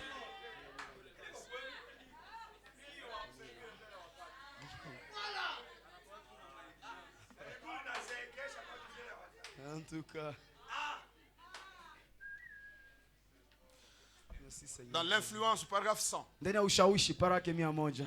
Prêché le 15 mars 64. Madame dit, vous n'avez pas le droit nyie hamna haki de réprimander les oints de l'Éternel. ya kutombokea kuhamakia wapakaliwa wa Bwana Ou de dire quelque chose contre eux. ama kusema kitu kibaya zidi ya wapakaliwa wa Il Bwana. dit c'est vrai, c'est Dieu qui s'en occupe. Kweli Mungu ndiye anashughulika na hiyo. Ule medare ule. Ce medar là kosa adabu ile. Medar. Toi tu vois que Dieu est voyou pour le placer ici. Pourquoi ce n'est pas toi qui es placé ici? Mais c'est lui. Lakini mchungaji medari ndio placé hapa. Hapana wewe. Toi tu ne sais pas que tu peux être en train de mourir et Dieu décide que tu meurs mais lui refuse. Wewe haujui kwamba unaweza kuwa unakufa, Mungu anakusudia wewe ukufe, lakini mchungaji wako anakatala wewe ukufe. Ndugu Branham anasema, lui là, yeye hapa, il peut taire un don ici. Anaweza nyamazisha karama fulani hapa. Un vrai don. Karama ya kweli kweli halisi. Oui, et c'est Dieu. Na ni Mungu njoo mule karama. Mais il ne fonctionnera pas encore. Lakini haita ile karama itatumika ndani yako. Et Dieu honore ça. Na Mungu anaheshimisha yake yanasema. Amina. Alléluia. Faites attention maintenant. J'ai une dernière citation. Sasa mnasoma ndugu ya mwisho. Ce soir. Hii magharibi. Dites à Dieu. Ambia Mungu. Où est ton ange? Malaika wako iko wapi? Je le veux à mes côtés. Cette onction qui doit m'environner. Cette nuée de gloire dans laquelle je dois vivre. Si tu me laisses, écoutez frère, si Dieu retire ça avec les citations, tu commettras le même péché que tous les pécheurs du monde. C'est l'ange qui vous garde. Si Dieu l'enlève, Dieu a dit à Moïse, tu vois comment il me méprise. Je vais leur enlever l'ange. Moïse savait que si Dieu arrivait seulement à enlever l'ange, Pharaon va le cueillir comme ça. Parce que la force d'Israël, c'est la présence de l'ange. Ah, merci Seigneur. Branham dit dans Dieu, dans son peuple. Là-dessus, paragraphe 22. Dernière citation. Pasteur, vous allez prononcer une seule phrase à tous ces gens ici. Même si tu ne veux pas. Écoutez frère. Oh, c'est par la foi que non, non, laisse d'abord. Le mort ressuscite par quelle foi?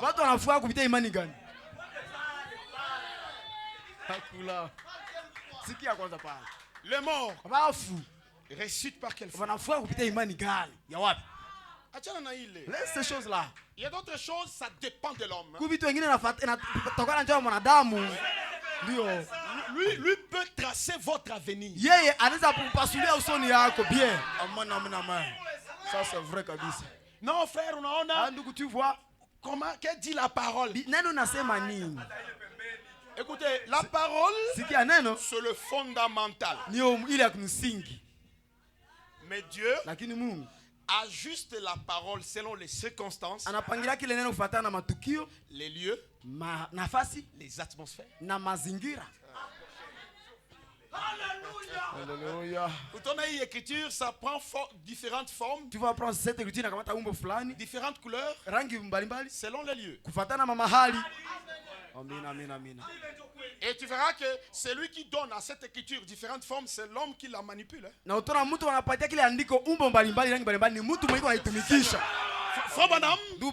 Billy Paul dit, un couple est venu. Dans le bureau, j'étais à côté. Nous voulons faire l'espacement de naissance. Banam dit oui, ça va. Allez-y. Ils sont partis. Ils ont été bénis. Un autre couple arrive avec le même problème. Branham dit non. Billy Paul pose la question à papa. Pourquoi ce couple-là? Tu as dit oui. Branham dit les circonstances sont différentes. L'écriture est appliquée différemment selon le cas, les personnes, les lieux, ainsi de suite. Andiko inatumikisha kufuatana na kesi, watu na mahali na kadhalika. À celle-là, Branham dit jupe longue. Kwa wengine wanasema jupe mrefu. Il blâme. Anakemea. Mais il laisse Gertrude. Lakini anaacha pianiste pale avec une jupe courte. Na kashipe kama mfupi. Le prédicateur vient. Mhubiri anakuya. Il a même mal, il est difficile à continuer. Mhubiri anashindwa hata kuendelea na mahubiri yake. Il dit au frère Branham. Anambia ndugu Branham. Toi un homme saint. Wewe mtu mtakatifu. Qui blâme ces histoires. Unakemea hivi vitu. Tu laisses ces choses. Unaacha ule mwanamke vitu. Frère Branham lui dit. Ndugu Branham anasema. C'est un cas particulier. Ili yo kesi ya kipekee.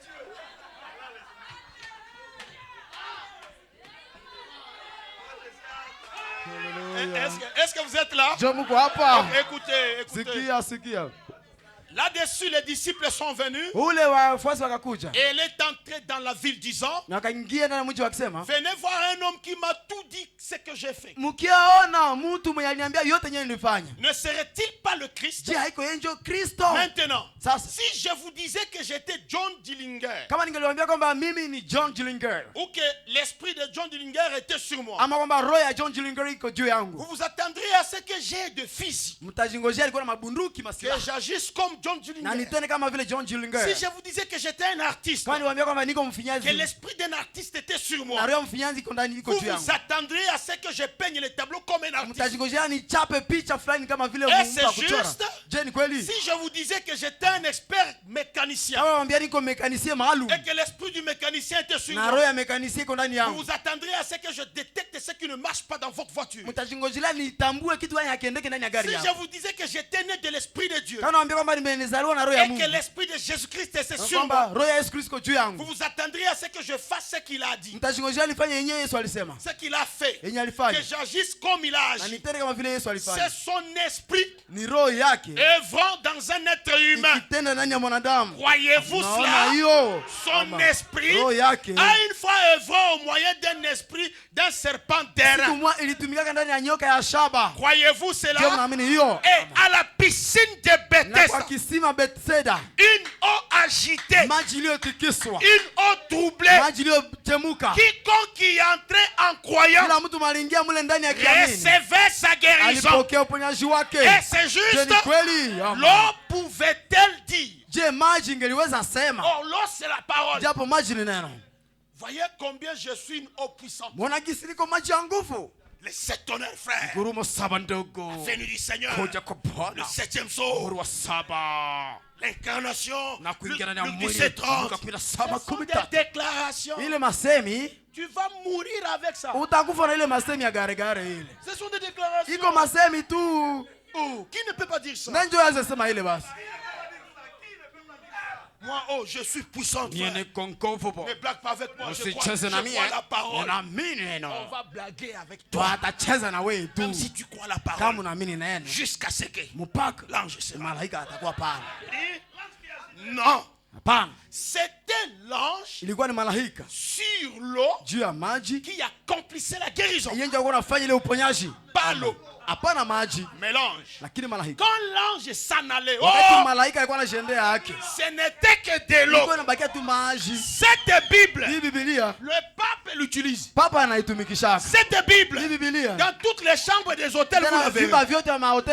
Ça n'a aucune puissance aussi longtemps qu'elle n'est pas entre les mains d'une personne ouinte. Que Dieu bénisse.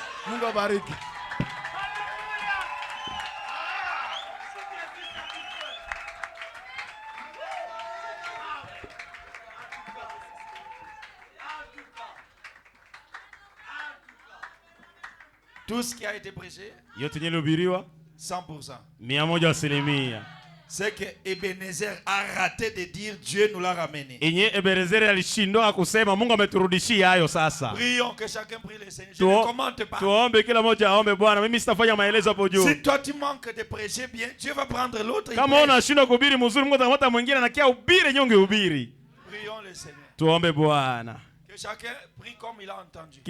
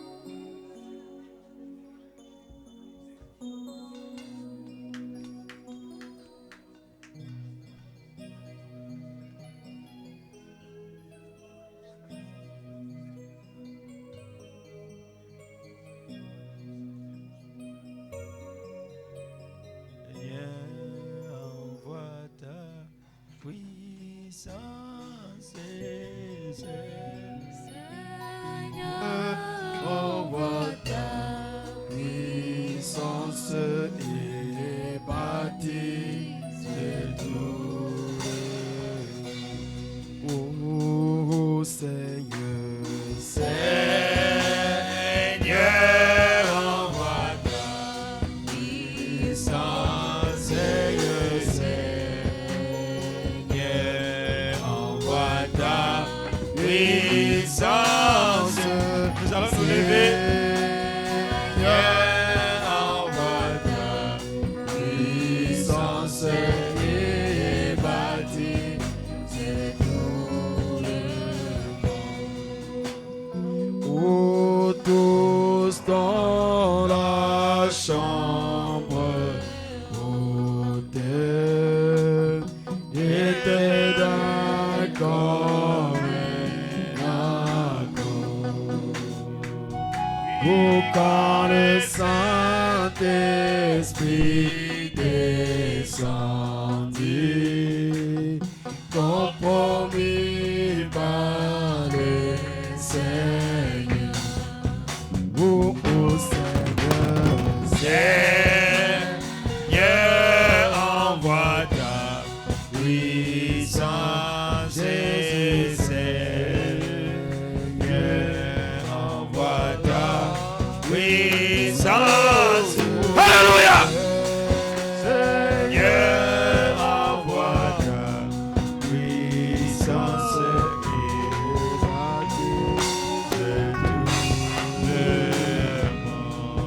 Nous t'acclamons, Seigneur. Nous te bénissons pour une parole très claire.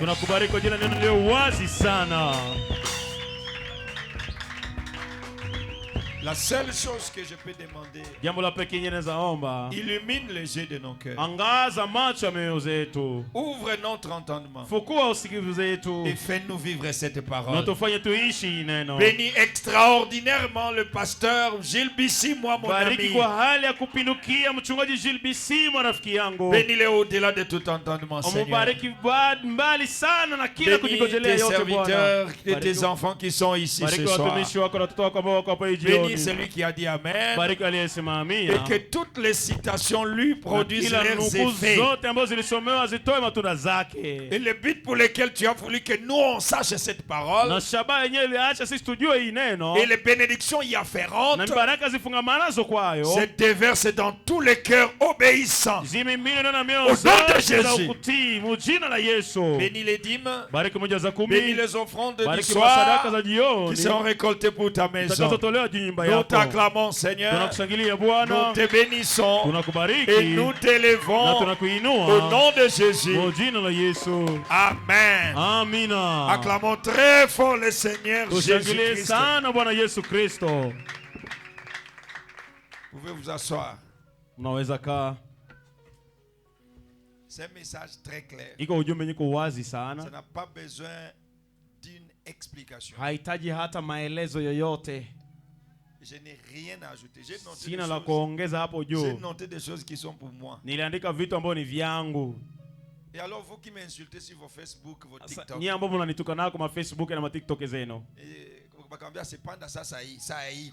Si on te disait monter maintenant sur l'échelle, maintenant là,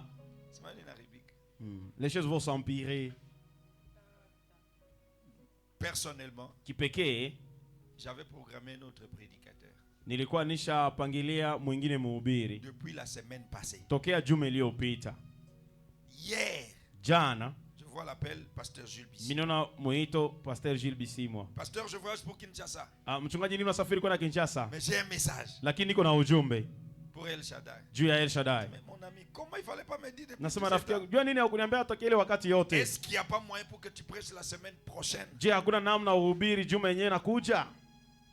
Il n'a pas répondu. Hakujibia. J'ai dit bon, d'abord comme ça tu prêches demain. Nikasema unahubiri kwanza kesho. Et on va voir ce que le Seigneur pourra faire. Tutaona yenyewe Bwana anaweza fanya. Combien veulent qu'il y ait match retour? Wangapi anapenda arudilie? C'est tout le monde. Ni watu yote. Donc après Kinshasa, maana kisha Kinshasa, nous sommes avec lui. Tuko pamoja naye. Moi j'ai pas senti prêcher. Mimi sikujihisi kuhubiri. Depuis 2 semaines, je ne sens pas prêcher. Tokea majuma mbili sihisi ndani yangu kuhubiri. toutes les vérités là, mes amis. Pamoja na kweli hizi zote rafiki zangu. Vous souffrez parce que vous êtes impoli. Unateseka juu kwa mkosa adabu. C'est simple. Ni rahisi. Dieu prend quelqu'un, il le met. Mungu anakamata mtu anamtia pale. Et toi tu prends tes petits doigts sur le. Unakamata hidole yako ndogo ndogo. Unaandika ku TikTok. Kujitesa wewe peke. Tu te fais souffrir toi-même. Panda kwanja mbinguni. Montez d'abord au ciel, voyons. Ce sont des choses très sérieuses que le pasteur a dit.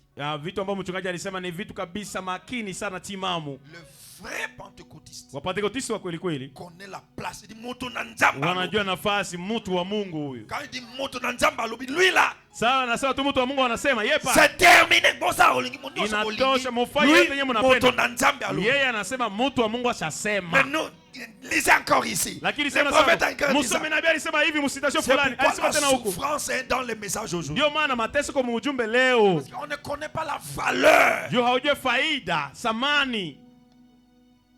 Un jour je lirai cette citation. Siku moja nasomaka ile noko. Dieu c'est un Dieu de principes. Mungu ni Mungu wa mikataba. Et en Dieu il y a au moins 5 principes inaliénables. Na ndani ya Mungu kuna mikataba 5 zenye haziwezi vutwa kamwe. Sa parole. Neno lake. J'ai noté ça quelque part. Niliandika kwa mahali fulani. Sa parole. Neno lake. Son esprit. Roho yake. Ses anges. Malaika zake. Et ses hommes. Na watu wake. Il n'y a même pas une confusion là-dedans. Pale hakuna mchanganyiko mvurugano hapo ndani. Je serai avec vous. Ndakuwa pamoja nanyi. Et en vous. Na ndani yenu. Mon ange marchera devant toi. Malaika wangu atatembea mbele yako. Mais on ne voyait que Moïse. Lakini mbona tu Musa ndio anatembea mbele. Et quand Moïse part, sasa Musa anasema, Josué. Sasa Musa anaenda, Yoshua anaingia. Mais toi, lakini wewe, l'homme que Dieu t'a donné, mtu Mungu alikutumia, ton sujet yako ya Facebook. C'est au sujet de Facebook des critiques. Tu vas souffrir. Utateseka. Que Dieu pitié de toi. Mungu akusikilie huruma. Frère. Ndugu. Frère Branham dit s'il y a des hommes qu'il fallait craindre. Ndugu Branham anasema kama kuna watu nyele kuogopa. C'est l'homme quand il dit quelque chose. Ni mtu mwenye anaweza sema kitu fulani. Cela arrive. Na ile kitu kinafika. Respectez-les. Umuheshimu. Et craignez-les. Na umuogope. Ça c'est vrai. Tous ces baroutes tout chacun baptiziwa. Mais puisque nous tous nous sommes déjà baptisés. Barouti, unaona barouti ule. Tu vois ces barouti là. Unaona bilombe ule. Tu vois ces bilombe là. Utayamba chuma. Tu vas péter les plombs. Ça va te tuer. Itakuua. Pour moi. Kwangu mimi. L'apôtre Jacques Ben Bilombe c'est mon Dieu. Mtume Jacques Ben Bilombe ni Mungu wangu. J'ai toujours dit à l'église mais les gens ne me comprennent pas. Kila mara naambia kanisa watu wanielewake. Peut-être aujourd'hui vous comprenez un peu. Labda leo mnaweza elewa kidogo. Ebenezer Mungu anampatia message ananja pita. Ebenezer Dieu lui a donné un message anaanja pita pita zigzag zigzag. Quand Dieu vous donne un message, prêchez ce que Dieu vous a donné. Ubiri gisi Mungu alikupatia hayo, leta les wazi. prédicateurs et les vases sont pauvres parce qu'ils ne veulent pas accomplir ce que Dieu leur dit. Wahubiri na vyombo wako masikini juu wapende kutimiza yenyewe Mungu aliwaambia waseme, wafanye. Nikasema hivi sœur fulani atasema hivi. Si je disais ceci, tel sœur va dire ah niko fanatique niko hivi. Moi je suis fanatique de Bilombe. Mie niko mshabiki wa Medare mie hapa Filemon. Ouais. J'ai prêché ça à Bethel. Nilibira kule Bethel. Je suis fanatique. Mimi niko mshabiki de l'apôtre Jacques Ben Bilombe. Ya mtume Jacques Ben Bilombe. Et quand je suis devant lui, je suis pas pasteur. Na sasa niko mbele yake basi kama mchungaji. Kama unapenda kutoka kwa El Shaddai tu ile unatoka yako unaenda. Si tu veux quitter El Shaddai à cause de ça, tu vas. Tu t'en vas bien. Oui. Papa. Unaamini message miaka ngapi? Tu crois le message combien d'années? Mais tu hauyaaminiaka, hauna upako wenyewe unaaminia. Voilà pourquoi makuta haiko. Puisque tu n'as pas une onction sur laquelle tu es surnaturel. Tu es spirituel. Yote na kiroho. Oui. Il faut un chef de dépôt. Ah, inaomba mkubwa wa duka wa gala. Ça c'est vrai. Amen.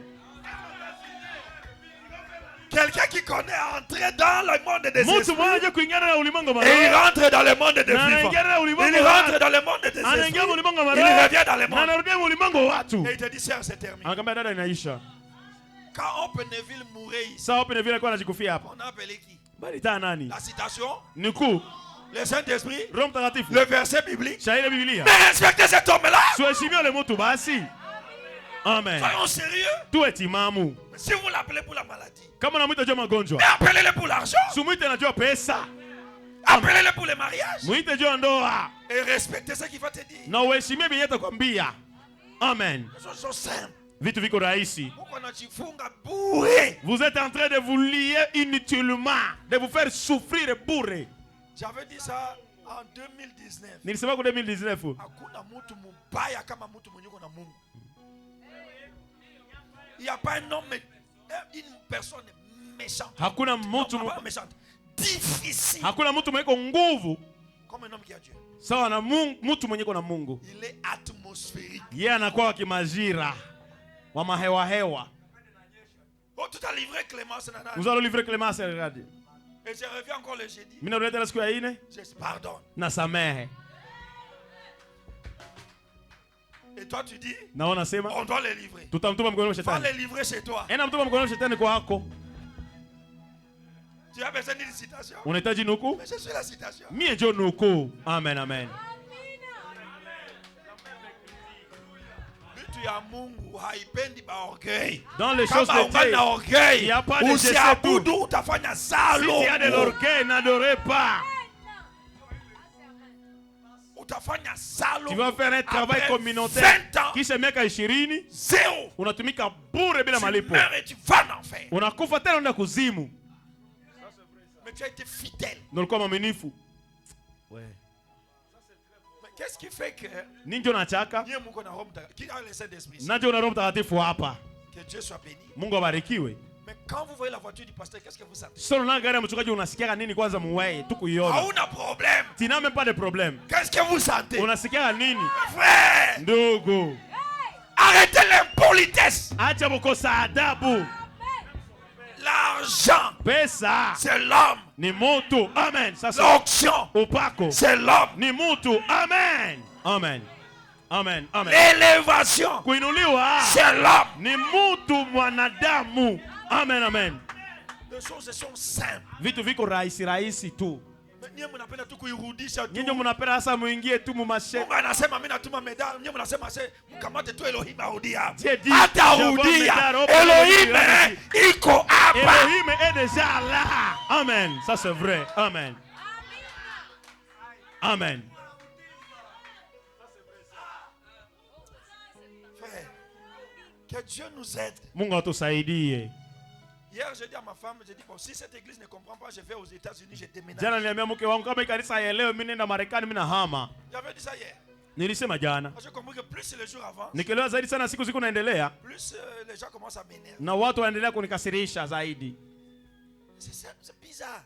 Iko kabisa isiyoeleweka. Dieu vous dit, je vous fais un dépôt. Mungu anakuambia mimi nawapatia gala. Des choses c'est clair. Kwa wazi. Toi, je n'ai pas besoin de ce dépôt, toi-même tu descends. Médard ne fait pas ce que moi je veux, moi là. Quand Dieu envoie un homme, il prend une portion de son caractère compliqué. Anakamataka sehemu ya tabia yake yenye matata. Yenye haieleweki. Tabia ya Mungu yenye haieleweki. Un de ces caractères de Dieu qui est compliqué, il met ça dans cet homme-là. Pour que les gens de petit esprit ne soient jamais bénis. Amen. Tu viens comme ça, il passe par-ci. Tu viens comme ça, il passe. Tu sais que non. Toi-même, tu sens que maintenant je suis près de la bénédiction. Et tu arrives chez un homme. Unafika kwa mwanadamu. Anakufiaturia. Anakurushia vitu. Unakwazika. Tia chope. Salongo. Salongo inakuwa bure. Compteur à zéro. Inarudia tena kusifuru. TV5 monde. TV5 monde inarudia kusifuru. Nishafunga chakula. Sasa hapa.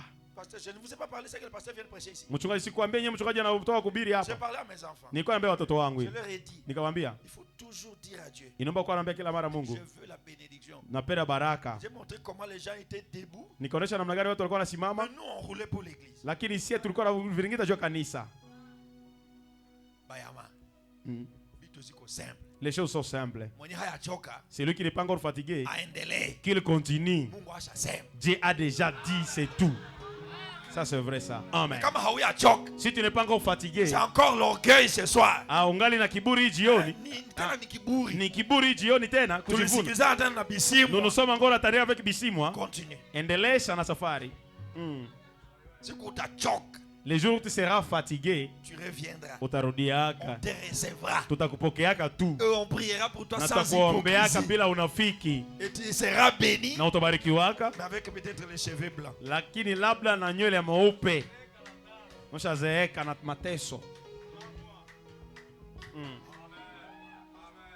Moi, je suis arrivé à Bunia. En 2017. Je termine là-bas.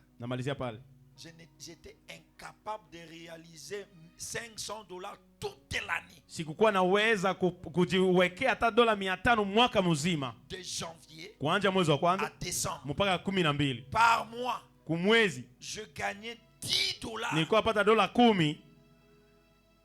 Je dis bien 10. Nasema $10.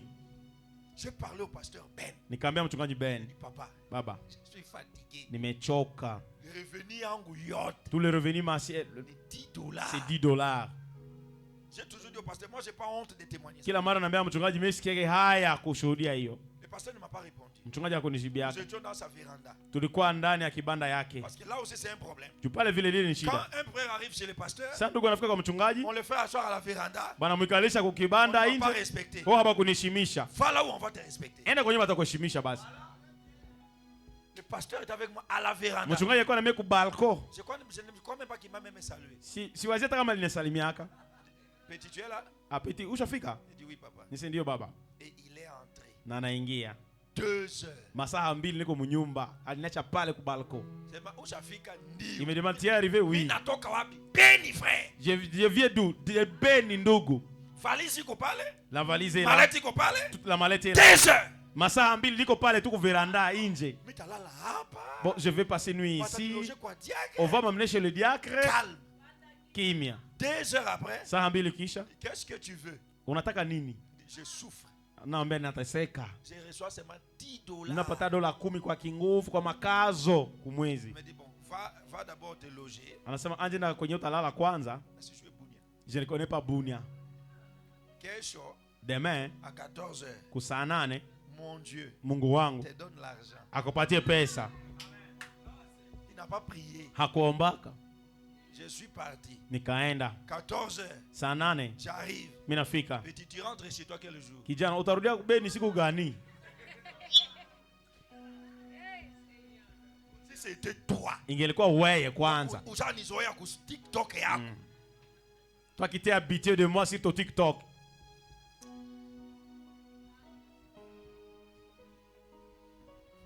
Je parle pas. Sitasema. Et je suis retourné. Na nikarudia Beni. J'arrive à Beni. Mimi nafika Beni. J'étais à l'aéroport avec Sami. Niko kwa airport. À l'époque je ne payais même pas l'avion. J'étais sur la voiture. Nilikuwa ku gari. Toucha Shambikana. Shimi. Nilikuwa pale kushimi kulevier mu voiture. Je vous dis la vérité, mon témoin. Naambia kweli mshuhuda wangu ule. Oui. Sami akasema, "Ah Seigneur." Sami a dit, "Ah Bwana. Mtumishi wako kugari. Ton serviteur est vraiment coincé dans une voiture comme ça ya leo leo." J'ai dit à Sami, ça va marcher. Nikamwambia Sami itaendeka. Je descends de la voiture. Nashuka tu mugari. Le téléphone sonne. Simu yangu naita. $500. $500. Je n'ai pas touché à ça. C'est lui que Sikuigusaka. C'est à lui que j'ai donné. Yenyo nilipatiaka. Nasema hii. Ça je touche pas. Hii sitagusa. Et dès ce moment. Natokea ile wakati pale. Et toi le jour où tu comprendras. Toi ouais tribaliste. Wewe mtu wa kikabila. Wewe mtu wa TikTok. Wewe Facebook. Wewe mtu wa Facebook. Wewe nini? Statutaire. Wewe mtu kutia kwa steta zako.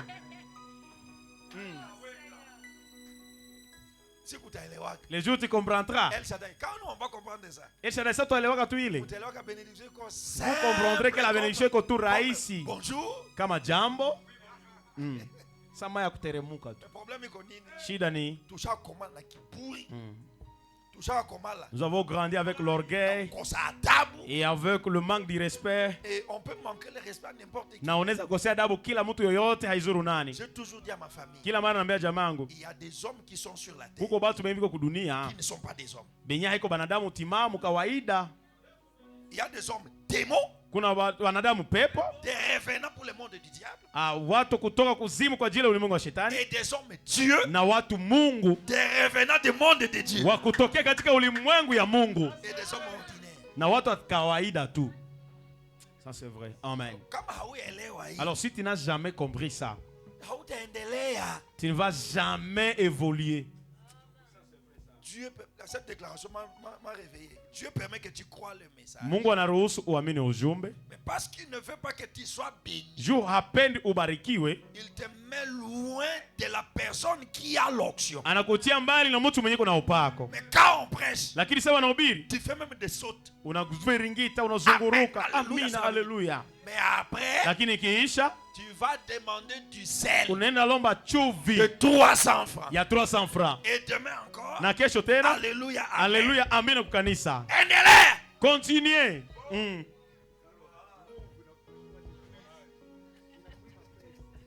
Ah, Jésus-Christ. On va se lever prier pour la sorte. Tasimama tuombe jua kuondoka. Que les sages entendent. Wenye hekima wasikie, Que les TikTokers continuent. na watu wa TikTok nao waendelee. Seigneur Jésus, Bwana Yesu, nous manquons des mots pour te remercier. tunakosa tamsha kukushukuru. C'est la preuve que tu nous aimes dans El Ni Shaddai. arabuni kama unatupenda mwa El Nous Shaddai. t'acclamons très fort, Seigneur. Tunakushangilia sana Bwana.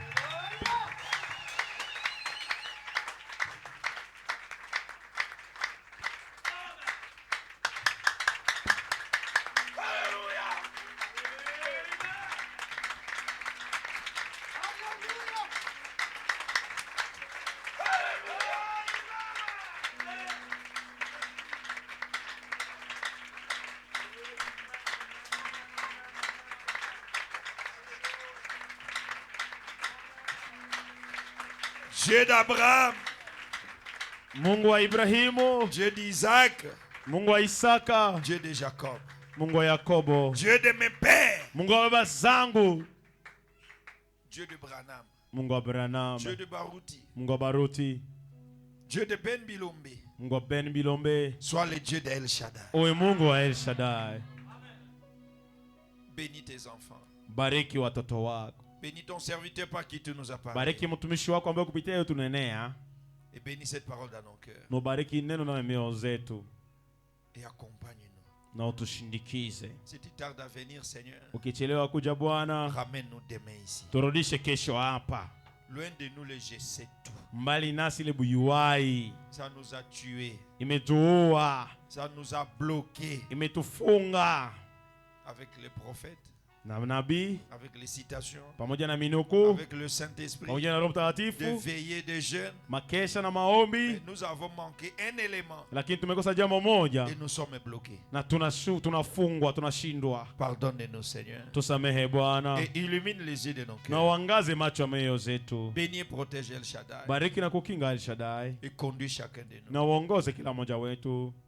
Au nom de Jésus-Christ. Kwa jina la Yesu Kristo. Que l'Éternel te bénisse. Wa milele akubariki. Et qu'il te garde. Na akulinde. Que l'Éternel fasse luire sa face sur Wa toi. milele angaze uso wake juu yako. Et qu'il t'accorde sa grâce. Na akupe neema yake. La grâce est sur tes enfants. Neema juu ya watoto Sur wako. tes affaires. Juu ya mambo yako. Sur ton travail. Juu ya kazi yako. Que la grâce de Dieu Neema ya Mungu descende ce soir. ishuke jioni. Que l'Éternel tourne sa face vers toi. Wa milele ageuze uso wake juu Et yako. qu'il te donne la paix. Na akupe salama. Que la lumière soit. Nuru Je iwe base la commission qui m'a été kwa msingi donnée. ya tume iliyopewa. Que la lumière soit dans ta vie. Iwe ndani ya maisha yako. Et que le Seigneur te bénisse et te Na garde. Bwana kubariki na kulinda. Ainsi, je place le nom de Hivi l'Éternel à nimeweka jina chacun de milele vous. ndani ya kila mmoja Au wenu. nom de Jésus-Christ. Kwa jina la Yesu Kristo. Amen. Amina. Allons dans la paix du Seigneur. Tuende kwa salama ya Bwana. Que Dieu vous bénisse.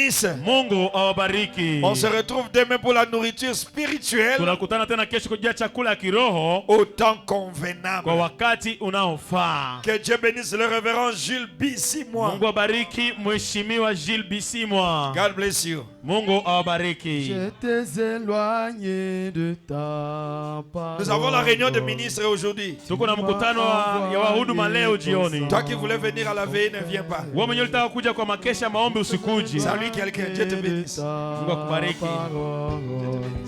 Tu m'as envoyé ton sang. Comment ne pourrais-je te louer pour tout ce que tu as fait? Tu as toujours des bons secours. Oh, chaque fois que l'ennemi est, comment